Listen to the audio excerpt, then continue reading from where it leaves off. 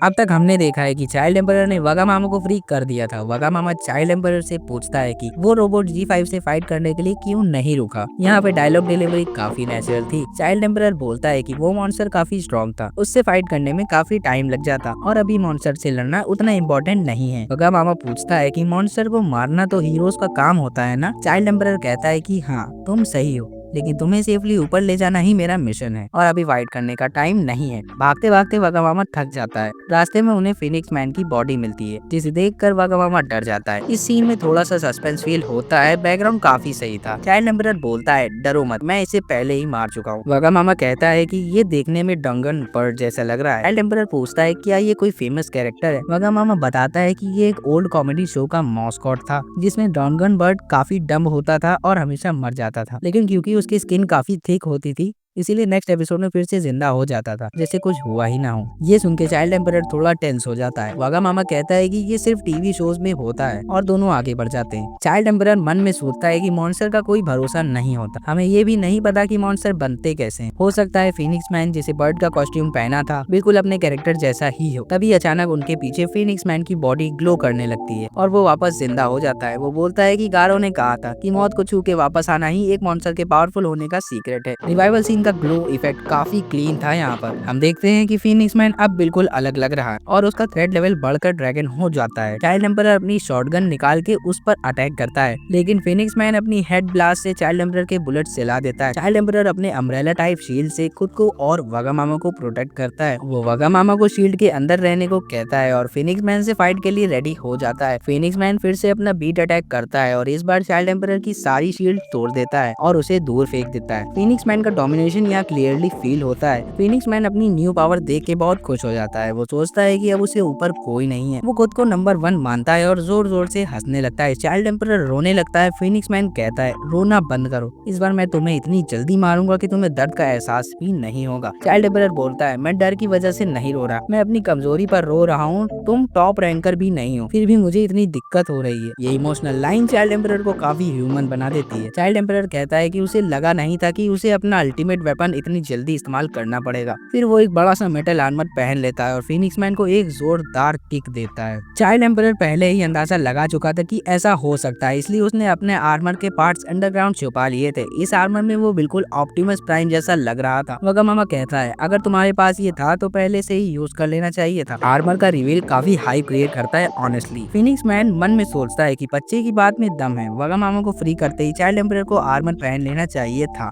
और यहाँ से भाग जाना चाहिए था, लेकिन उसने ऐसा नहीं किया। इसका मतलब इस आर्मर की कोई बड़ी वीकनेस जरूर होगी। चाइल्ड एम्परर सोचता है कि टाइम कम है, उसे एक ही बार में सब कुछ खत्म करना होगा। फिनिक्स मैन उड़कर भागने लगता है तो चाइल्ड एम्परर उसका पीछा करता है और मिसाइल से अटैक करता है, लेकिन फिनिक्स मैन बच जाता है। उसके बाकी अटैक का भी फिनिक्स मैन पर कोई इफेक्ट नहीं होता। फिनिक्स मैन अब आर्मर पर अटैक करना शुरू करता है। यहाँ फाइट थोड़ी स्ट्रेच लगती है बट टेंशन बनी रहती है। चाइल्ड एम्परर अपने छोटे छोटे ड्रोन्स निकालता है, लेकिन फिनिक्स मैन उनके अटैक एब्सॉर्ब करके उन्हें ही जला देता है। चाइल्ड एम्परर ब्लेड से अटैक करता है और सोचता है कि उसे जल्दी जीतना होगा, क्योंकि 3 मिनट में सूट की पावर खत्म हो जाती है। फिनिक्स मैन भी ये बात समझ जाता है कि ये आर्मर ज्यादा देर तक नहीं टिकने वाला। फिनिक्स मैन अब वागामामा की शील्ड पर अटैक करता है जो धीरे धीरे टूटने लगती है। चाइल्ड एम्परर वागामामा को उठा लेता है और फिनिक्स मैन पर फायर करता रहता है। फिनिक्स मैन सोचता है कि वो छुप छुप कर मिसाइल से अटैक करेगा और जैसे ही सूट की पावर खत्म होगी चाइल्ड एम्परर को मार देगा। यही टैक्टिकल थिंकिंग फिनिक्स मैन को डेंजरस बनाती है। तभी चाइल्ड एम्परर उसके पास पहुंच जाता है और इलेक्ट्रोमैग्नेटिक शील्ड से अटैक करता है जो 100 गुना ज्यादा स्ट्रॉन्ग होती है। वो फिनिक्स मैन को एक जबरदस्त पंच मारता है। फिनिक्स मैन उसका हाथ पकड़ लेता है और उसे जलाने लगता है। चाइल्ड एम्परर सूट की सारी पावर एक ही पंच में डाल देता है। वो फिनिक्स मैन को अपने साथ उड़ाते हुए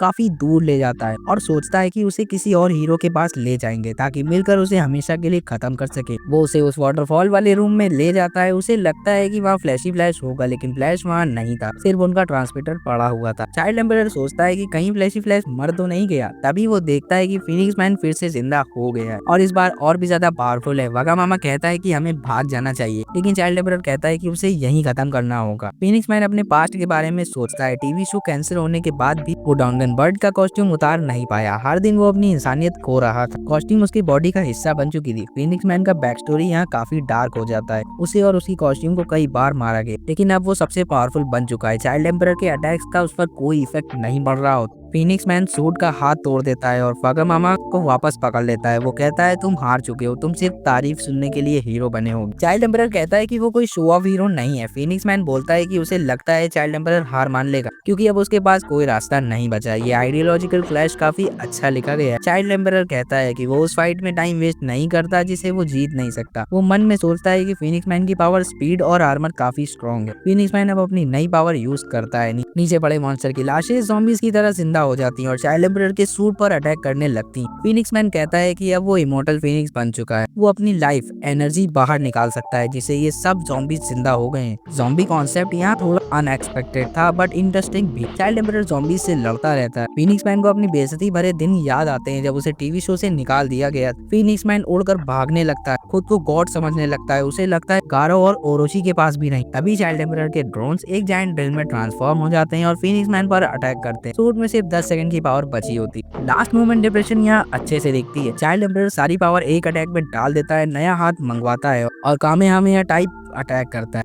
फीनिक्स मैन बुरी तरह से जल जाता है। अटैक इतना पावरफुल होता है कि अंडरग्राउंड से सीधा आसमान तक चला जाता है। सूट कंप्लीटली डिस्ट्रॉय हो जाता है और चाइल्ड एम्परर की पावर खत्म हो जाती है। लेकिन फीनिक्स मैन फिर भी जिंदा होता है। वो कहता है तुमने मेरी कॉस्ट्यूम जला दी, इसीलिए मुझे बच्चे पसंद नहीं। ये रिवील थोड़ा फ्रस्ट्रेटिंग है पर विलन को और स्कैरी बनाता है। चाइल्ड एम्परर सोचता है कि अब तो सच में हार मान लेनी चाहिए। फीनिक्स मैन कहता है कि मॉन्स्टर एसोसिएशन उनके वेपन्स भी निकाल लेगी। तभी फीनिक्स मैन बीक अटैक करता है और सूट के टुकड़े टुकड़े कर देता है। चाइल्ड एम्परर सूट से बाहर गिर जाता है। फीनिक्स मैन जोर जोर से हंसने लगता है। वागामामा पूछता है क्या हुआ। चाइल्ड एम्परर कहता है कि ये उसका टिकल रोबोट है जो फीनिक्स मैन की कॉस्ट्यूम के अंदर डाल दिया गया था। फीनिक्स मैन गुस्से में अपनी कॉस्ट्यूम फाड़ देता है और ये चाइल्ड एम्परर का प्लान होता है। वो बची हुई कॉस्ट्यूम भी खुद फाड़ देता है। ये एंडिंग ट्विस्ट काफी क्रिएटिव था ऑनेस्टली। बाद में हम देखते हैं कि फ्लेम और विंड भी गलती से जिंदा हो जाते हैं। दूसरी तरफ साइतामा इधर उधर घूम रहा होता है और सोचता है कि पहले आवाज थी, अब पानी टपक रहा है। फ्लेम और विंड उसे मिल जाते हैं और बिना समझे उस पर अटैक कर देते हैं, लेकिन साइतामा को कोई फर्क नहीं पड़ता। फाइनली चाइल्ड एम्परर सबको मैसेज करता है कि वागामामा मिल चुका है और वो उसे लेकर ऊपर जा रहा है। बाकी हीरोज उसे थैंक यू कहते हैं। एपिसोड यहीं एंड हो जाता है। तो दोस्तों आपको ये एपिसोड कैसा लगा कमेंट करके जरूर बताइएगा। वीडियो पसंद आए तो लाइक शेयर और सब्सक्राइब जरूर करना और अगर चैनल पे नए हो तो जरूर सब्सक्राइब करना और बेल आइकन जरूर दबाना। मैं मिलता हूँ आपसे अगले वीडियो में। थैंक यू इस वीडियो को देखने के लिए।